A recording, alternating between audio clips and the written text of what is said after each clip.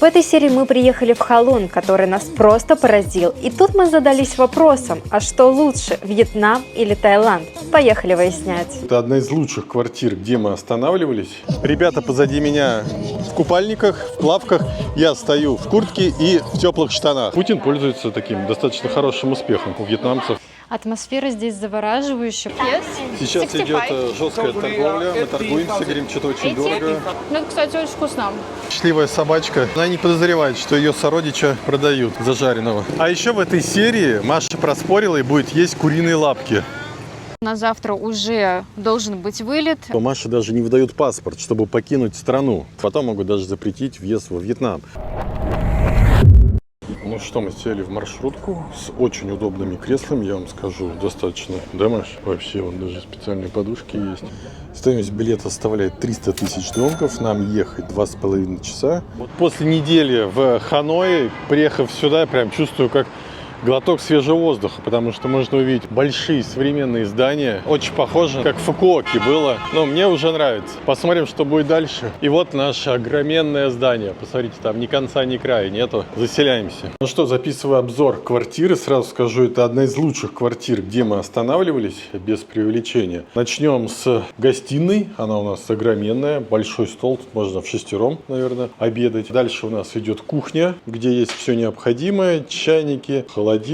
Есть специальное место для стиральной машины. Отдельное получается место для того, чтобы развешивать одежду, сушиться. Дальше у нас идет одна спальня, большая, причем с кондиционером и хорошим шкафом, куда можно положить все, что нужно. И у нас еще есть вторая комната, потому что мы же работаем, мы удаленщики. Плюс еще иногда нужно побыть отдельно, чтобы сильно не наскучивать друг другу. Хочется поспать позже или встать раньше. Можно пойти в комнату и спокойно, вот никому не мешать это сделать. Тут у нас получается туалет, раз туалет и туалет 2. Ну, конечно же, телевизор, зона, где можно посидеть, посмотреть телевизор. И самое главное, посмотрите вид, какой у нас из окна. Это Халонг, и здесь невероятные вот эти вот скалы. Они прямо как в Таиланде, где как раз визитная карточка Таиланда. И у нас это все видно прямо из окна. Невероятно красиво. Да, у нас видно вот эту центральную площадь. Слева у нас красивейшая скала, на которой строится что-то. И справа можно увидеть вот такой небольшой островок, я так понял. Тоже какая-то интересная достопримечательность с красивым белым пляжем. В общем, пока что у нас только положительные эмоции. Что мне больше всего нравится, это вот такие вот часы, которые, как всегда, идут неправильно, но выглядят они просто отлично. Смотрите, у нас даже вентилятора 3 штуки. Ну и получается, что эту квартиру можно легко просто на 2 семьи арендовать. Да? Допустим, если вы едете с друзьями, пожалуйста, одна семья, вторая семья, плюс еще отдельные 2 туалета и очень много места. Или вы там с родителями хотите поехать, или у вас 2 детей, то пожалуйста. Причем цена, мне кажется, очень даже невысокая. По сравнению с Таиландом, такое жилье стоило бы, мне кажется, раза в 3 больше бы, да, Маш? Здесь настолько классно, что даже никуда не хочется отсюда выходить. Хочется просто просыпаться, идти на балкончик и сидеть там целый день, пить кофе. Даже не хочется идти в какую-то кафешку вниз, потому что там не будет такого вида. Внизу у нас такое лобби, и таким образом называется наша башня. New Life Tower. Выходишь, и тут большое количество каких-то магазинчиков. Прям рядом у нас тут обязательно аптека. Потом сразу же вот чуть-чуть проходишь, и Винмарт есть, да, где все необходимое. Это как заменитель 7-Eleven. Но если его мало, пожалуйста, еще Биммарт, который работает 24 часа.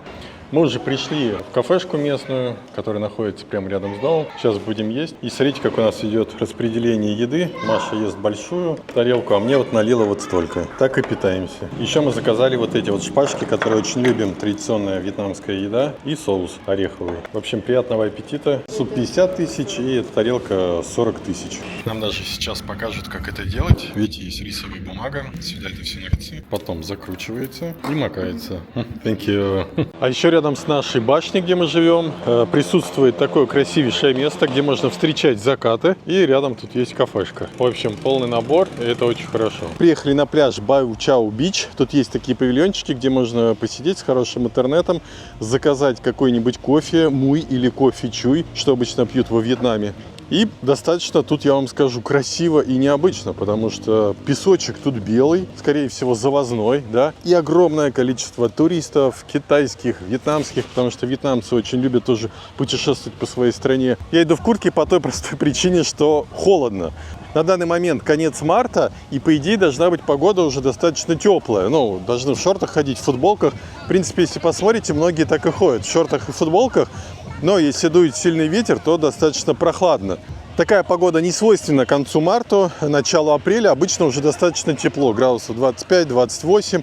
Поэтому, может быть, вам повезет и будет тепло. Поэтому купаться мы, наверное, не будем, но я смотрю, люди тут купаются. Вот что из себя представляет пляж. Можно увидеть такой он достаточно продолжительный, прям, ну, практически до нашего дома. Километр 3 или 4. И по левую сторону, если посмотрите, то тоже достаточно, вот он там загибается красиво. Но самое главное, что тут нужно смотреть, это, опять же, те же самые красивые, возвышающиеся из воды горы.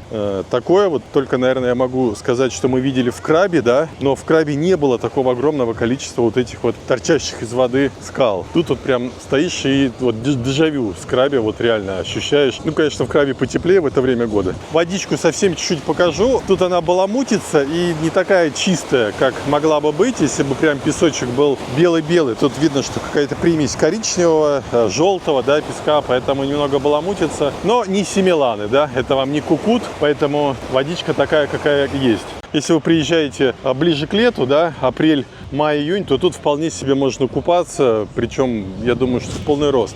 И пляж, в принципе, подходит для того, чтобы тут загорать. Причем вьетнамцы тут застроили пляж очень сильно. Есть такие места, где проходят какие-то концерты, какие-то клубные тусовки. Вот там вот можно услышать, что там сейчас просто диджей вытворяет какие-то сумасшедшие сеты. Я только что попробовал водичку, и, слушайте, вода достаточно теплая. Поэтому купаться можно очень даже легко. Но когда ты выйдешь с этой воды, будет достаточно прохладно. Если вы очень сильно хотите, можно, в принципе, тут и позагорать, и покупаться, и все что угодно сделать. Видите, европейцы приехали и, в принципе, отдыхают, развлекаются. Вон кто-то играет в волейбол. Атмосфера достаточно такая расслабляющая. Ребята позади меня в купальниках, в плавках. Я стою в куртке и в теплых штанах. Коротко про то, какая тут погода. Ну и вот такие есть местечки, где можно заказать себе какой-нибудь напиток, сесть на такие диванчики очень удобные, комфортные и слушать сеты диджея. А еще рядом с пляжем мне нравится набережная. Она достаточно такая большая, удобная. Ну, конечно, тут вьетнамцы катаются на мотоцикле, да, и куда без этого. Но, тем не менее, очень и очень удобно. Дороги хорошие, видно, что совсем недавно сделаны, ровные. Можно кататься вдоль и поперек. Еще мне очень нравится, что тут, если посмотреть вдаль, можно увидеть такие горы красивые, современные дома. Но единственное, все портит вот этот забор какой-то строительный, там, возможно, что-то строят, а опять какой-то крутейший аквапарк, хотя, возможно, он там уже есть, да, но выглядит этот забор не очень красиво. Место невероятно красивое, белый песочек, вот эти вот скалы добавляют очень-очень красивый антураж, похожий действительно на Крабе, только, мне кажется, возможно, даже побюджетнее будет.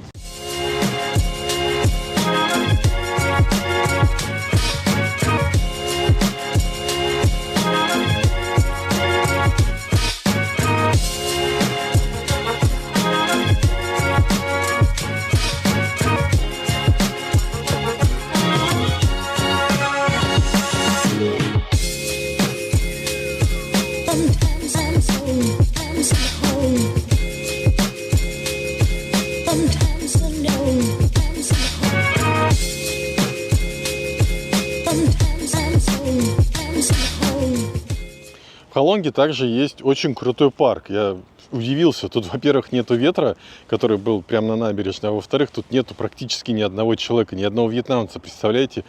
Мы впервые почувствовали тишину. Достаточно красивый, аккуратно ухоженный парк. Тут можно побегать, погулять, походить с собакой. Очень крутое место. Тут еще где-то должны быть фонтанчики. Но вот таких мест во Вьетнаме или в Таиланде мы по пальцам одной руки пересчитали, а тут есть. Причем, что примечательно, тут бесплатный Wi-Fi. Есть дорожки, по которым можно походить или побегать. На карте мы не увидели название, но, скорее всего, называется именно так. Тут находится стадион, куда привозят кое-где китайцев, да, Получается красивейший стадион. Возможно, тут проходят какие-то представления. Вообще, после Ханоя у меня достаточно положительные эмоции от Халонга, потому что в Ханое такое ощущение, город очень перегружен людьми. Там на каждом метре, сантиметре просто постоянно идет какая-то толкучка. В Халонге пространства очень много. Большие набережные, большие парки, людей практически нет. Возможно, даже я бы сюда приехал бы и на недели-две отдохнуть, да, потому что я смотрел в интернете, все сюда приезжают какими-то однодневными, двухдневными турами. Но почему? Тут можно спокойно и жить. Совсем рядом с этим парком находятся красивые крупные гостиницы, такие как Новотель, Сайгон Халонг Хотел и так далее. То есть вышел прогуляться и пошел в тишине, в спокойствии в этот парк. Пока что мы с Машей идем и сожалеем, почему мы сюда не приехали раньше. Лучше бы мы поменьше побыли в Ханое и подольше в Халонге, да? Потому что мы визу мою еще не получили. Ситуация такая, что через несколько дней нам нужно покинуть территорию Вьетнама, потому что у нас заканчивается паспорт. И мы подавали документы на визу. В итоге Паше эту визу отдали готовую, а мой паспорт и моя виза на рассмотрение. То есть я сейчас вообще в непонимании, что мне делать, когда мне ее отдадут, будет ли отказ, или мне все-таки поставят эту визу. Мы в конце этого ролика обязательно скажем, одобрили Маше визу или нет. И следующий ролик будет уже из Китая. И в нем буду я один рассказывать про Китай, или же мы вместе с Машей. Совсем рядом с этим парком находится Халонг Найт Маркет. Он открывается после 6 вечера. Вот сейчас 6 вечера, мы пришли сюда и видим, что тут открыто 2% от всех кафешек. Можно увидеть какие-то заброшенные здания, полностью что-то идет ремонт. Кое-где есть вот прям красивый кусочек Хояна прямо, да, один в один.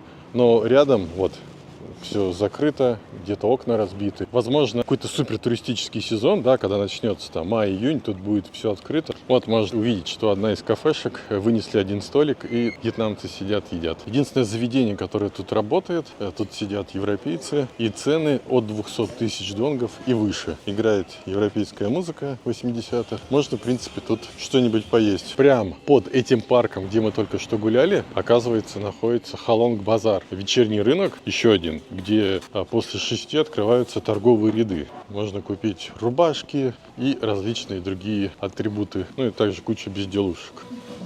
Друзья, у нас для вас отличные новости. Мы создали телеграм-канал с самыми дешевыми авиабилетами. Тут вы можете найти вот такие предложения абсолютно бесплатно. Ссылка будет в описании под видео.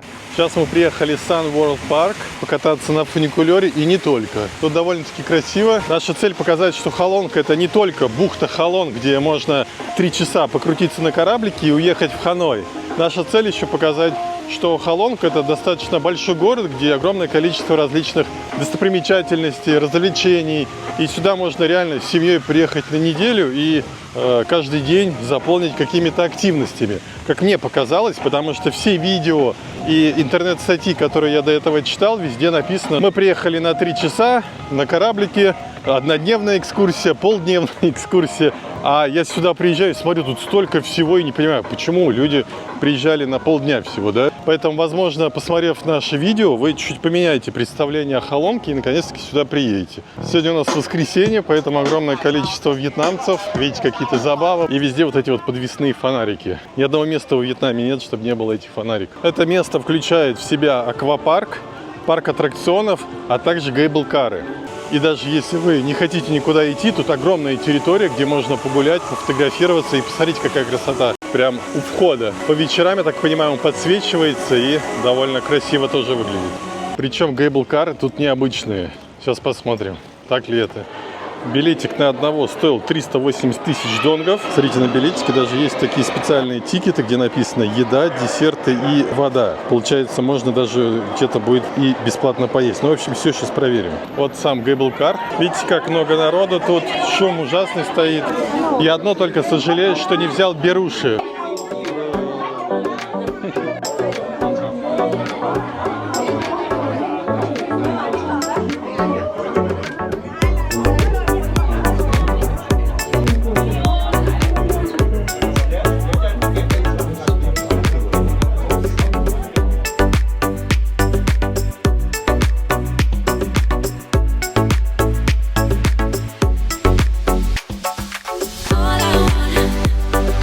All I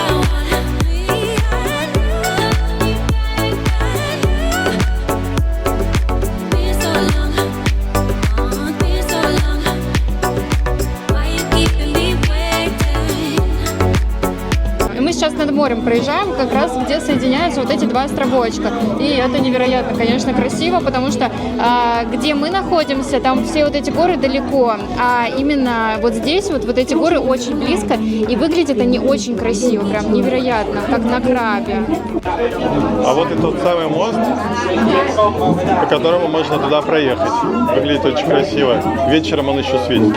Тут можно увидеть, что есть не только аттракционы и колесо обозрения, но также и луча на повороте. Огромное количество восковых фигур в виде знаменитостей. Смотрите, тут даже есть кумиры моего детства. Коби и старина Джордан. И, по-моему, даже можно покидать мячик, насколько я понял. А ну-ка, Маша, попадет? Нет. То еще один кумир моего детства, Рональдо. А это вроде Шарапова, насколько я понимаю. Но она как-то не очень похожа на себя, мне кажется. Смотрите, даже есть наш президент тут. Тут также есть американские бывшие президенты. В общем, причем Путин пользуется таким достаточно хорошим успехом. Видите, у вьетнамцев и других стран. А тут еще можно увидеть самого высокого и самого низкого человека в мире. Тут еще есть обладатели мировых рекордов. Я так понимаю, это самый длинный язык, это самые большие банки, а это самая длинная шея. Ну а тут и так все понятно. Вот еще старина Майкл, а также другие известные и не очень артисты, музыканты. Скалу тут можно увидеть, Крепкого Орешка и других. Росомаха и Агент 007. Агент 007 немного похож на Путина. Если вы приедете сюда с детьми, дети будут просто вообще в таком восторге, да, примерно как мы с Машей.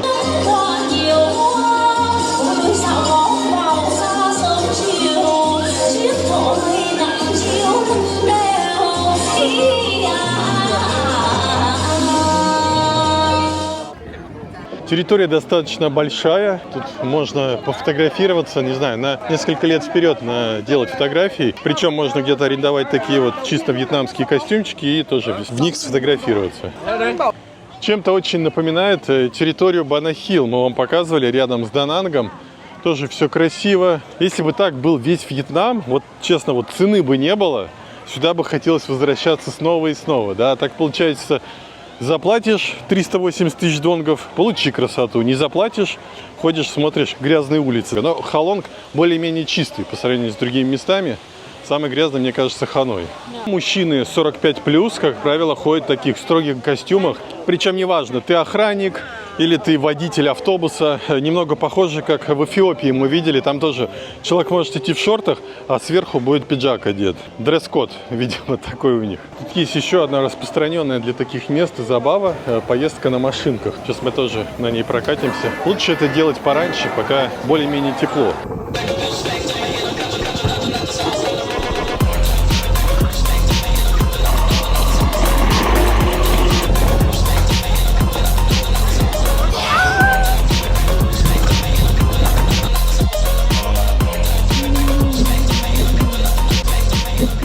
Есть места, где можно прям такое ощущение в одиночку походить, погулять с красивыми рыбами, с красивыми видами. Красота. Тут, конечно, постарались, сделали на славу. Я вам говорил, что тут есть колесо обозрения, огромнейшее, вот видите. Мы немного просчитались. Это не колесо обозрения, а просто такая вот штука, где даже нету кабинок. На самом деле, если бы тут было колесо обозрения, виды были бы вообще просто супер крутые. Ну что, мы немного проголодались. Сейчас вот попробуем наши купоны отдать. Но еды, конечно, будет не так много. Еще у нас десерты и напитки. Все время спрашивают, откуда вы узнаете, что из России, радуется. Come on.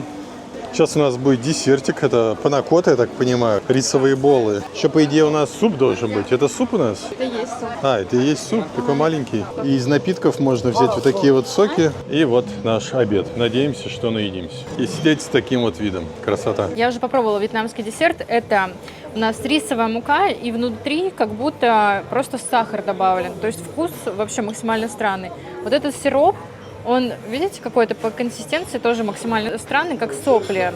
Короче, не очень приятно и на вкус, и по консистенции это есть. По ощущению похоже на какой-то недоваренный пельмень с очень толстым слоем теста и внутри с сахаром.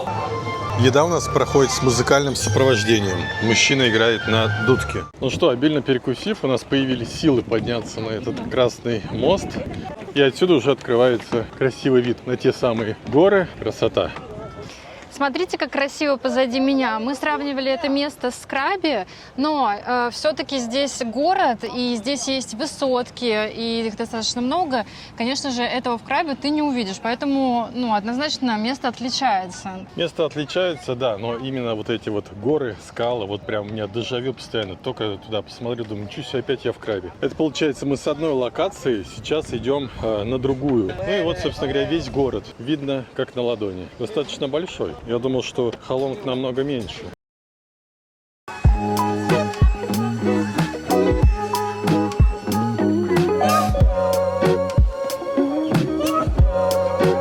Мы попадаем в еще одну локацию, где этих мостов просто зашкаливает.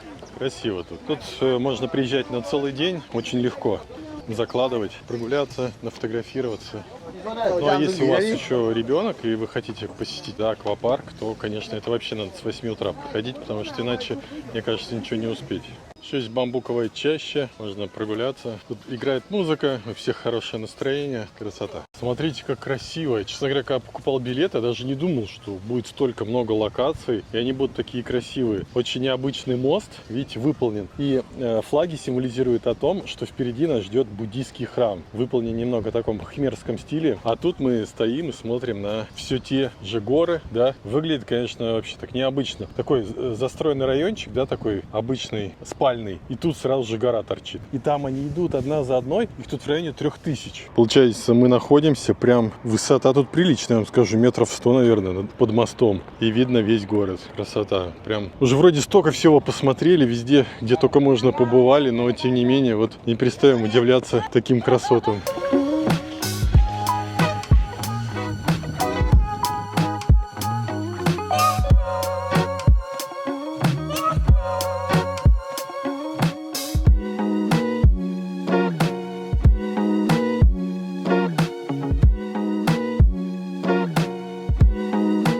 Прихрамовая территория достаточно обширная. Можно тут гулять, смотреть различные другие храмчики. Очень атмосферно тут. Ну и туристов уже тут не так много. Именно отсюда как раз можно увидеть вот все те кораблики, которые ездят там вот в той бухте вокруг. Красота. Но мы там тоже обязательно будем еще в этой серии, поэтому не переключайтесь.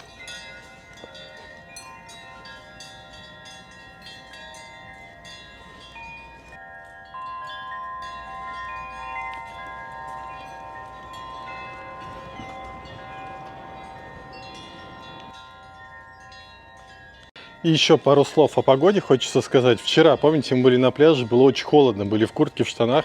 А сегодня, пожалуйста, я в шортах, 24 градуса и достаточно, я вам скажу, тепло. Поэтому это как в Питере. Один день холодно, все ходят в пуховиках, второй день достаточно тепло, уже одевай шорты. Место очень атмосферное, тут прям хочется ходить, слушать вот этот прекрасный звук. А еще иногда хочется прям вот помедитировать, да, кто вот это дело любит. Тут вот эта атмосфера очень располагает. Здесь и звук невероятно приятный, и запах благовоний вместе с цветами. Плюс еще здесь невероятно тихо, дует ветерок и очень-очень красиво. Ну и последнее, что мы хотим тут сделать, это зайти в эту самую заметную башню. И видите, тут получается такая небольшая выставка красивых рисунков. Я вот такой вот стиль очень люблю. И вот это вот все достопримечательности, которые мы сегодня видели, они нарисованы на этих картинах. Красиво, я бы такую с удовольствием бы где-нибудь на даче повесил бы. Красота. Кстати, таких парков с фуникулерами, где вы можете увидеть завораживающие виды, во Вьетнаме достаточно много. В то время как в Таиланде их попросту нет. Таиланд видит, что туристы и так массово приезжают. Смысла что-то изобретать пока не видят.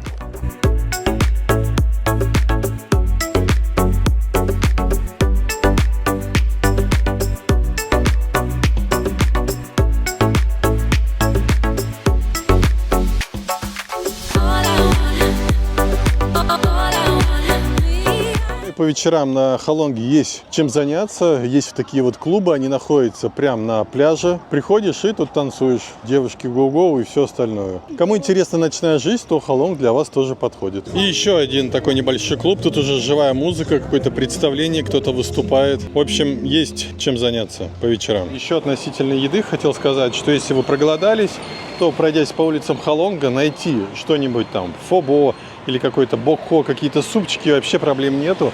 А еще есть такие очень красивые авторские кафешки. Вот мы нашли банми. Причем банми тут огромное количество. Тут и с курицей, и какие-то есть вегетарианские, и со свининой. Есть комбо, где у вас будет напиток, еще плюс какое-то яйцо с зеленью. Различные топпинги еще можно добавлять. И причем эти банмишки на каждом углу. Та же самая история относительно фога. Видите, рядом одна кафешка, напротив. И так вот походить, побродить, найти можно огромное количество. Единственный минус только кое-где написано, что открыто, заходишь, а там закрыто. Маше уже выдали комбо. Смотрите, какой наборчик. Можно с собой взять, а можно и тут поесть. Такой банми небольшой.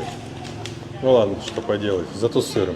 Зато смотрите, как у Маши очень вкусно все выглядит. Тут и кунжут, красный рис, который понижает холестерин, курица, яйцо и немного салатика. И Машина довольное лицо. Совсем рядом от нашего дома находится такой интересный загадочный остров. Это, получается, остров-отель.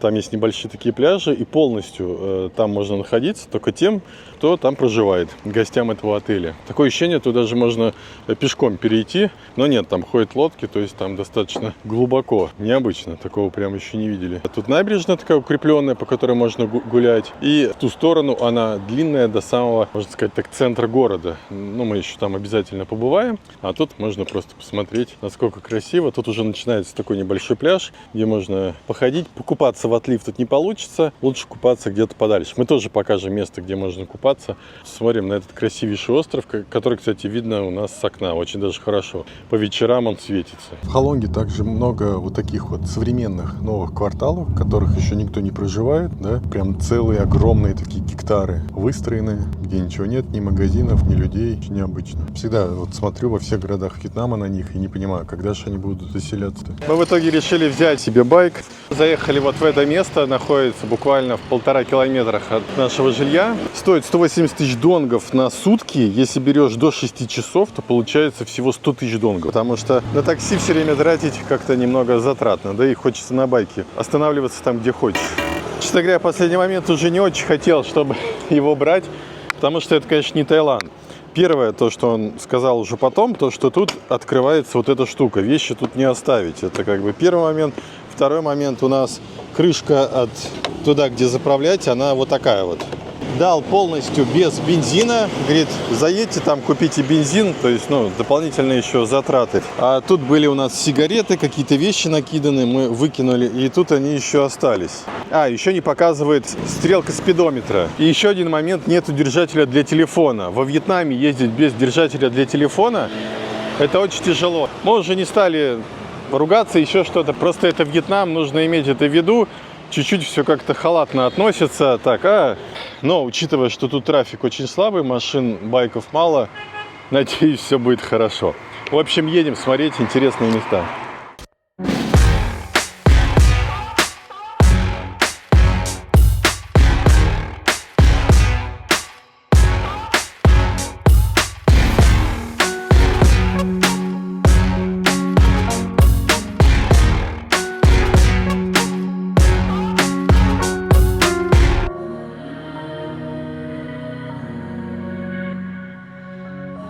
Дорога к следующей локации пролегает вот с таким красивым видом, и здесь идет дорога. Пока едешь, просто невероятно красиво. Вот эти вот скалы, которые находятся среди моря, прям очень-очень красиво. Мы приехали к вот такому красивому сооружению. Здесь проводятся различные мероприятия. Причем удивительно, что в таком футуристическом виде. А здесь, посмотрите, есть скала, и что удивительно, по этой скале есть такие вот дорожки. Не знаем только, как туда пройти, потому что соединения особо там нету никакого. Это сооружение выглядит вот таким вот образом издалека. Очень красиво и футуристично, особенно на фоне вот этой природной красоты.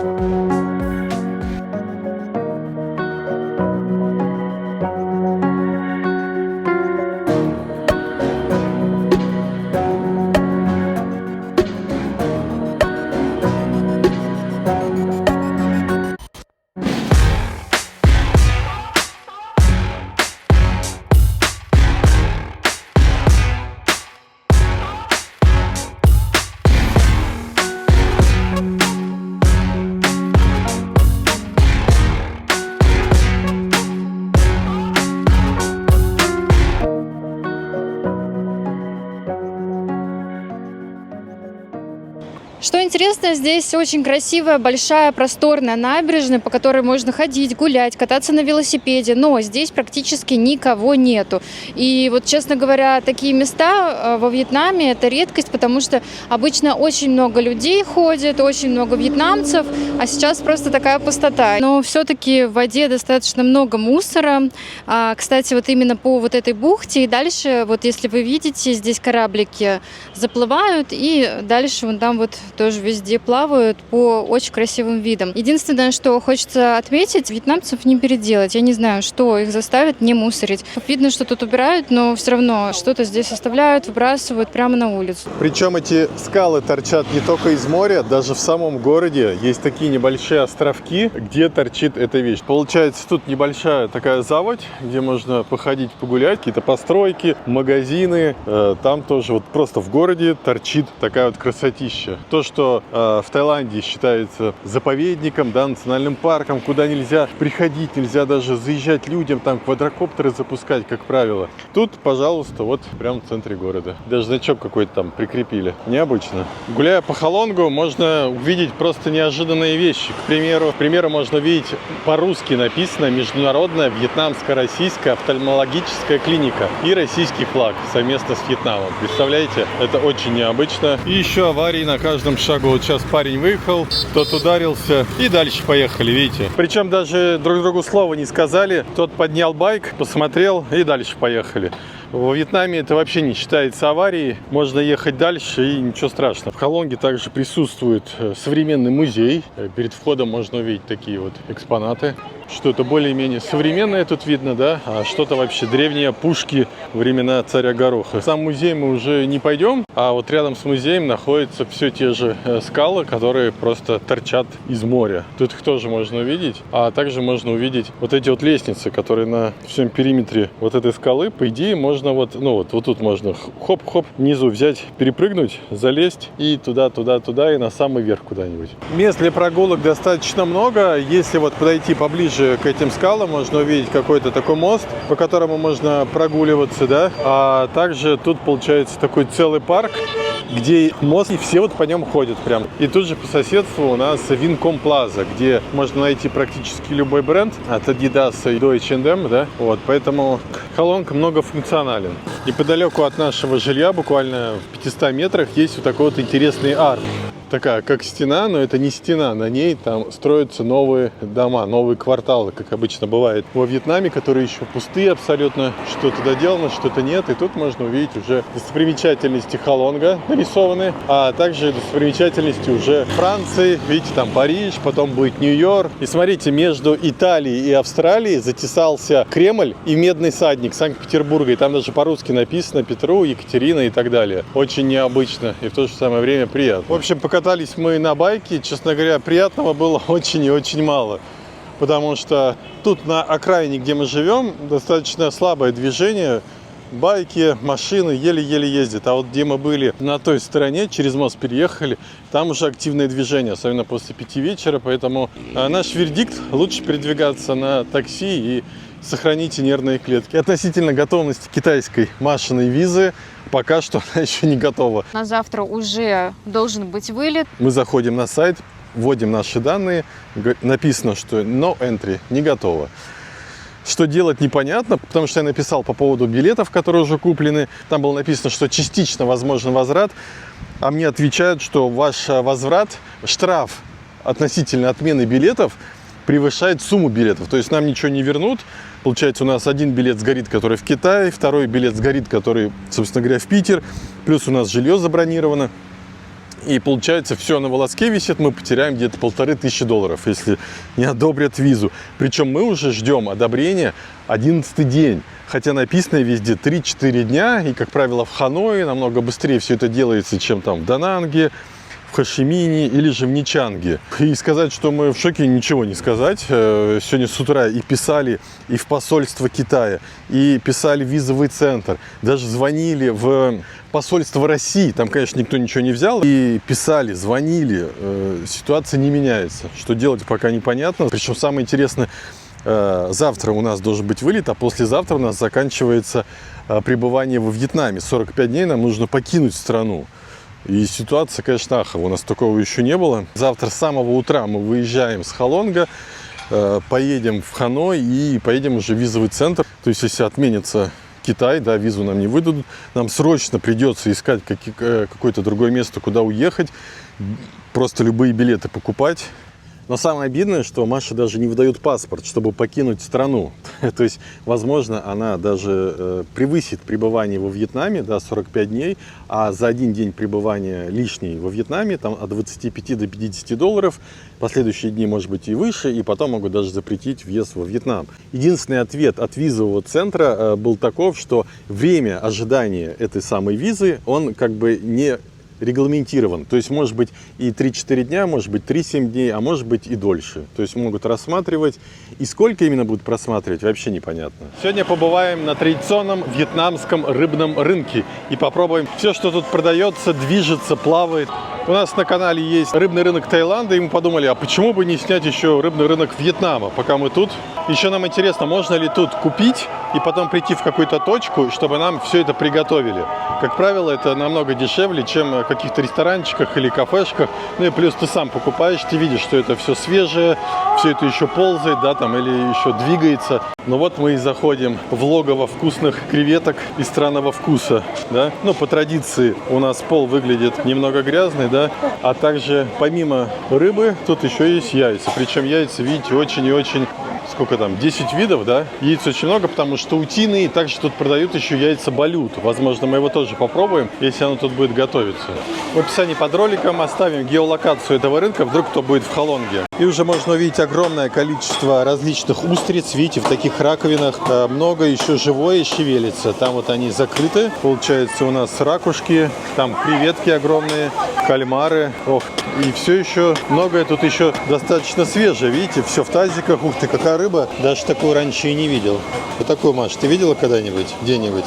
Нет, такую вижу впервые. Рынок достаточно большой, и тут не только рыба, да, тут еще фрукты, овощи и все остальное. Такие вот ракушки, я, честно говоря, даже не знал, что их есть можно. И раки, которые еще живые, видите, их перевязали таким способом, чтобы они не двигались. Потому что убежать могут очень и очень легко.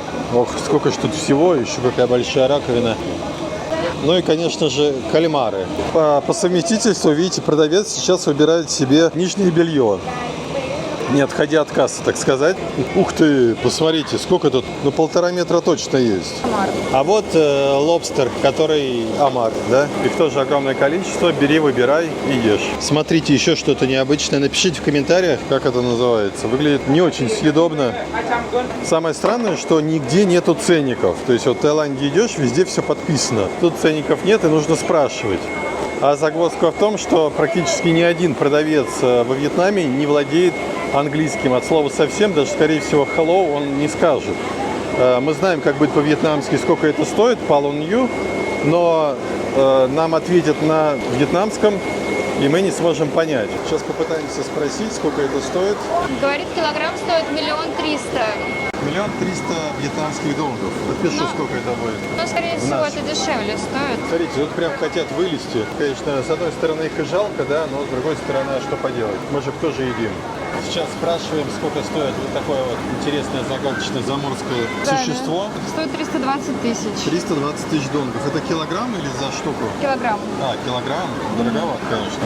Видите, практически весь разговор у нас идет через переводчик. Причем она выхватила у Маши телефон и говорит, да, сейчас отвечу, как называется. Нам написали, это называется сок нук. Это по-вьетнамски.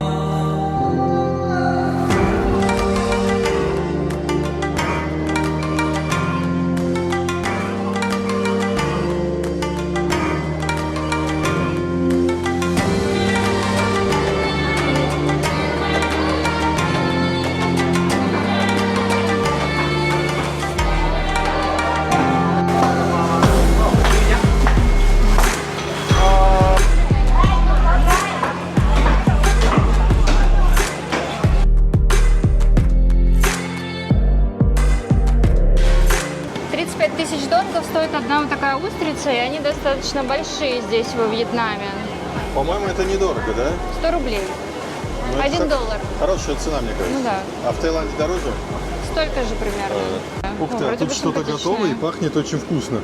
Как будто бы какая-то такая домашняя котлетка с курицей, да? Слушайте, а выглядит очень и очень вкусно. Я попробовала. Я тоже хочу попробовать, давайте возьмем. Мы сейчас очень голодные, с утра ничего не ели, да, как обычно и бывает, когда приходишь на какой-то рынок, и запах тут стоит очень вкусный. Обычно приходишь на такие рынки, ну, иногда бывает и в Таиланде, и в Камбодже, во Вьетнаме, и иногда не зайти, особенно на Бали, я помню. Мы зашли, мы туда еле зашли. Многие туристы не смогли зайти, запах ужасный был. А тут, я вам скажу, очень цивильно, аккуратно. Вроде вот все моют, вот можно видеть. Неприятного запаха нету. А вот тут даже что-то приготовили и очень вкусно пахнет. Мы хотим попробовать. Спрашиваем у вьетнамки, что это такое. Это называется чамук. Рулетики из кальмаров. Сейчас попробуем. 450. Сколько? 450 тысяч донков за килограмм. Это очень дорого. Вот нам специально сделали, чтобы вы понимали, что 450 тысяч донгов стоит. Ну, цена, честно говоря, очень завышенная. А вот это стоит 200 тысяч донгов. Возможно, в Ничанге или в Дананге кто-то, может быть, более-менее говорит по-английски или по-русски, да, возможно, даже. Но вот в Халонге и других вот провинциях, да, в других городах Вьетнама будет вот очень сложно. А нам сейчас это here, two? Yeah. Yes. Сейчас 65. идет жесткая торговля, мы торгуемся, говорим, что-то очень 80. дорого, взвешивает, и действительно должно быть 100 дешевле. Но она 20. говорит, давай 100 тысяч за все. Yeah, 20. Вьетнамка говорит, ну вот смотрите, вот так вот. Saint-Petersburg, you know? Продавец интересуется, It откуда мы is говорим, мы из Питера. second city in Russia. Yeah.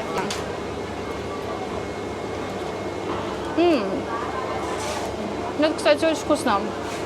Я теперь понимаю, почему это так дорого, потому что это реально очень вкусно. Здесь внутри мясо кальмара чистое, то есть там сверху просто обжарено немножечко в муке, для того, чтобы это не пригорало. А так это просто безумно вкусно, очень свежее. Необычно, такого я, по-моему, еще не пробовал.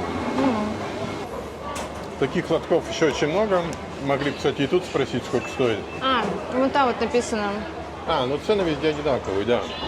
450 тысяч тоже тут стоит. Пробуем вторую с зеленью. В 2 раза дешевле. Похоже на такие рыбные котлетки, только из такого куска мяса цельного. То есть не фарш, а именно цельный кусок мяса. Кстати, очень вкусно. По мне, второй не очень, как будто бы фарш какой-то, и поэтому вместе с тестом. Блинчиками. Первые были вкуснее. Не, мне это больше нравится. Причем в эту котлетку даже положили черный перец. И в самом конце попалось, прям было очень вкусно. Вот с перцем, если бы побольше перца бы добавили, то было бы вкуснее намного. Сейчас креветки я смотрела, она перебирала, у нее одна креветка упала прямо на пол, она взяла с пола и добавила обратно в эту корзинку. Ну что такое? Потом что она помоется, вот тут водичка есть. Что ты снимаешь? Сейчас узнаем, сколько стоит. Видите, нужно с калькулятором сюда идти. Вот эти 150, вот эти 200. 150, чуть побольше, стоит 200. Кстати, недорого, вполне нормально. 30. А давай возьмем. Это проростки сои, я их очень люблю, они очень полезные. Смотрите, вот такой вот огромный пакетик проростков сои стоит всего лишь 5000 донгов. В Питере или в Москве цена будет умножить, примерно на 100. По вьетнамскому рынку можно ездить на мотоцикле. Ну и, конечно, сушеная рыбка, не только рыбка, и кальмарчики вот эти сушеные, которые мы любим еще с Таиланда. Еще кальмарчики, ой, тут столько всего прям, и все очень вкусно пахнет. Но может что-то останавливаться не будем, мы хотим еще что-нибудь приобрести. Еще хотим выяснить, можно ли тут купить морепродукты и приготовить их. Возможно ли это? Там, где мясо, мы уже не пойдем, потому что велик риск. Потому что велик риск попасть на собак. Ой, да, мы уже ее видим. Мы снимать не будем, зрелище не для слабонервных. На самом деле мы заметили, что на севере Вьетнама абсолютно на любом рынке, где продается мясо, есть собака. В интернете говорилось, что вы не встретите это повсеместно, но мы уже встречаем абсолютно случайно. И получается, что везде на мясных рынках можно встретить вот эту вот собаку. Вот за то, что практически на каждом рынке Вьетнама можно увидеть убитую собаку, конечно, не очень хочется сюда приходить. Но что поделать, вот такая культура, такой менталитет, у них это как бы нормально. Все это началось с того, что еще в далекие времена, когда послевоенные, было мало денег, не было там свинины, говядины, да, ели уличных собак.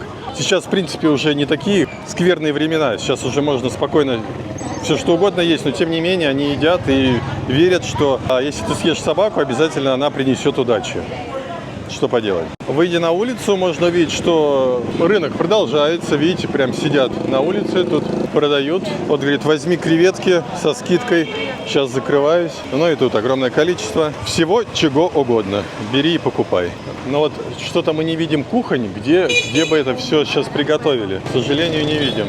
Ох, и тут еще одна отвилка, и там огромное количество фруктов и овощей. И, кстати, вот именно этот рынок очень богат на фрукты, потому что вот мы ходим по улице Холонка, и практически ничего нет, кроме или бананов, или же яблок. То же самое в Винмарте. Более ничего купить нельзя. Смотрите, мы спросили, сколько стоит манго. Всего лишь 30 тысяч донгов за килограмм. Это, наверное, самая низкая цена, которую мы только знали. Сейчас возьмем. И еще вот эти штучки возьмем. Сейчас только что прошла экскурсионная группа из китайцев. Представляете, экскурсию ведут на вьетнамский рынок. Мы только что узнали, что, к сожалению, именно тут, на рынке, нам никто ничего не приготовит. Нету никаких кафешек, как, помните, мы показывали в Паттайе, на Артанакорн, или же на Пхукете, рынок Раваи. Где ты покупаешь, идешь, тебе готовят. Тут такого, к сожалению, нет. Видимо, не принято у них. Но, тем не менее, у них есть огромное количество кафешек, ресторанчиков, где ты подходишь, и в аквариумах эти все морепродукты существуют. Можно заказать именно там.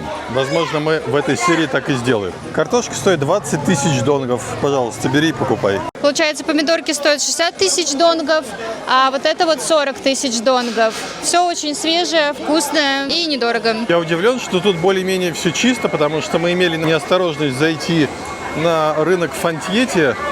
У нас на канале есть. Там, конечно, Индия отдыхает, какие запахи были. А тут более-менее все чисто, аккуратно. Вот такие вот вкусные черри. Стоят 40 тысяч донгов. Сейчас мы возьмем. Сегодня мы основательно закупаемся. Вот столько помидорок стоило 10 тысяч донгов. Цена достаточно низкая. Смотрите, это морские огурцы. В таких вот палочках спрятаны так называемые огурцы. Они еще плюются, если их вытащить из воды. О, только что мне в ногу плюнул один. Ну ладно, пойдемте отсюда, а то будем все оплеваны. И еще есть осьминоги. Сейчас спросим, сколько стоит.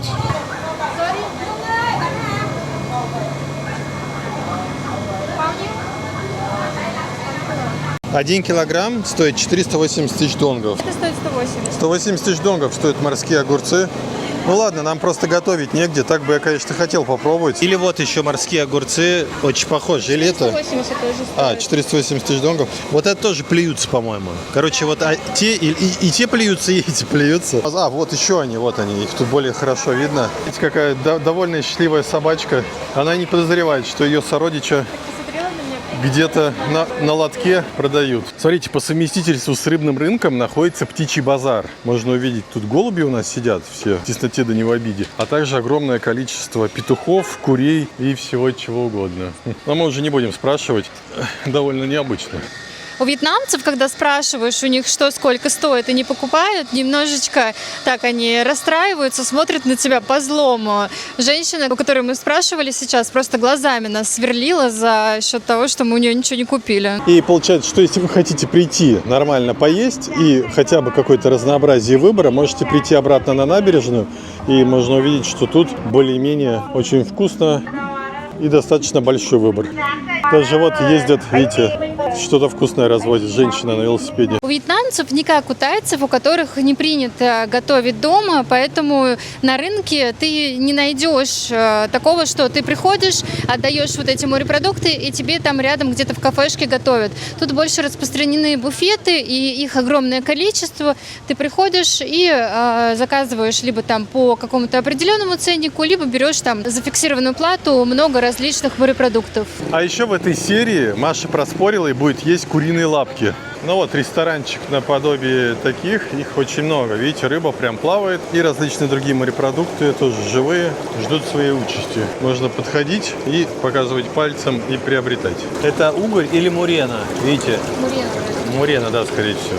И еще одно заведение, где нету громкой долбящей музыки, которую любят. А, вон кто-то приехал и прям закупает, а там рыба прямо что-то выбегает. Видите, берут с собой, не на месте едят, а с собой берут. Вот еще один ресторанчик, где есть морепродукты.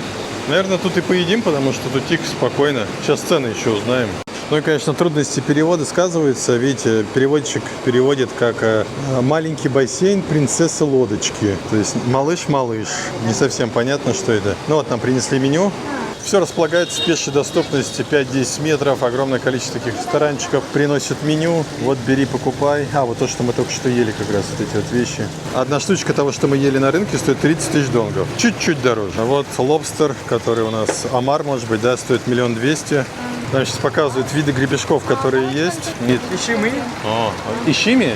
Называется ишими. Первый раз такие видим. В Халонге мы частенько заказываем не кофе, а чай. Причем чай вот мы заказываем имбирный, но туда кладут вот такое ощущение и облепиху, и еще какие-то неведомые нам цветы. Лепестки роз даже есть. И только во Вьетнаме, заказывая чай, тебе приносят еще один чай, только уже зеленый чай. Такая вот одна кружка 20 тысяч донгов. Если бываете в таких местах, лучше протереть тарелку, потому что моя оказалась вот настолько чистой. Я всегда с собой ношу спирт, протираю руки, и вилки, и тарелки, и все. И поэтому, наверное, у меня нет отравлений. Ну что, начинаем есть. Гребешки выглядят очень вкусно, а креветки почему-то у нас в кляре, хотя мы не просили. Я начну с гребешков, а потом уже будем к кляре подходить. Слава богу, креветки очищенные внутри. Креветки, кстати, очень вкусные, прям пережаренные, но безумно вкусные. По стоимости килограмм креветок стоит 400 тысяч донгов, а килограмм гребешков стоит 300 тысяч донгов. Не знаю, как думаете, есть ли тут полкилограмма? У меня такое ощущение, что нету. И вот здесь вот тоже, есть ли полкилограмма? По ощущениям нету. Еще заказали траву, стоит 30 тысяч донгов, и напиток стоит 20 тысяч донгов. Ну что, сейчас попробую гребешки. К сожалению, ложек тут нету, придется есть таким способом. Достаточно вкусно. Наверное, впервые в жизни пробую именно такие гребешки, такую раковину, потому что у нас все время плоская, да, была как. Но они прям такие мясистые, то есть тут мяса достаточно много. Чеснок тут есть, лук. Очень вкусно, я вам скажу. Мне понравилось. Хоть мы сначала и расстроились, что креветки в кляре, да, мы их не просили, но тем не менее, на самом деле очень вкусное сочетание. Прям реально вкусно. В общем, все очень вкусно. Местами необычно, но дорого, да. Возможно, где-то можно было найти дешевле, да, поискать. Как в Фантьете у нас была серия совсем недавно. Мы уже не стали просто ходить искать и просто пошли первый попавшийся, практически, где более-менее было аккуратно и цивильно. В Фантьете, кстати, цены были в 4 раза ниже. В Ничанге мы показывали кафешку, там, по-моему, было раз в 6 ниже. Кто смотрел наши выпуски с Ничангом, наверняка помнит. Мне тоже понравились эти гребешки. Они намного больше, чем обычные, и они такие достаточно хорошо приготовлены. Очень-очень много масла, но они очень сильно отличаются от тех, что мы обычно привыкли, таких плоских. Хоть мы и заказали небольшие порции, но мы наелись. За все, что вы видели на столе, мы заплатили 500 тысяч донгов. Это порядка $20. Ну что, настало время есть лапку. Помните, у нас было условие 1000 лайков будет под видео. И Маша ест лапку. Мы нашли вот во Вьетнаме такую вот лапку. Непонятно, это с шоколадом или нет, там еще грибы нарисованы. Но выглядит очень аппетитно. Да, Маш? Оп, я, по-моему, ничего вкуснее никогда не видел. Напишите, вы бы стали есть такую ножку или нет? Мне кажется, что да.